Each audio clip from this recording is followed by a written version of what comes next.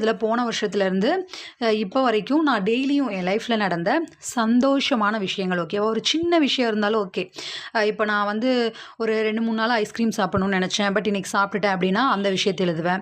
இல்லை நான் ஃப்ரெண்ட்ஸோடு எங்கேயாவது போய் ஒரு ஜாலியாக ஒரு ஒரு இடத்துல உட்காந்து எந்திரிச்சிட்டு வந்தேன், பேசினேன் அப்படின்னு சொன்னால் அந்த விஷயத்தையும் எழுதியிருப்பேன். இல்லை நைட்டாக எங்கேயாவது கொஞ்சம் நேரம் நைட் ட்ராவல் மாதிரி எங்கேயாவது போயிட்டு வந்தோம் அப்படின்னா அந்த விஷயத்தையும் எழுதியிருப்பேன். அந்த மாதிரி நிறைய சின்ன சின்ன விஷயங்கள்லேருந்து பெரிய பெரிய விஷயங்கள் வரைக்கும் மகிழ்ச்சிகரமான விஷயத்த மட்டும் நீங்கள் எழுதுனீங்க அப்படின்னா, அது வந்து ஒரு தடவை நீங்கள் எப்போ வந்து சேடாக இருக்கீங்க அப்படின்னா, அந்த விஷயத்த எடுத்து படிச்சீங்கன்னா, ரொம்ப ரொம்ப ஒரு பிலீஃபா இருக்கும்.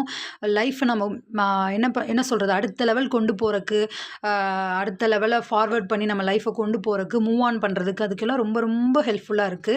இந்த விஷயத்த நான் ஃபாலோ பண்றேன். நீங்களும் ஃபாலோ பண்ணுங்க. உங்களுக்கும் லைஃப் நல்லாயிருக்கும் அப்படின்னு நம்புறேன். ஒரு சில விஷயத்துல வந்து சேடான விஷயத்துல கூட நான் என்ன எழுதி வச்சிருக்கேன்னா, நெறைய இடத்துல, ஓகே நம்ம லைஃப்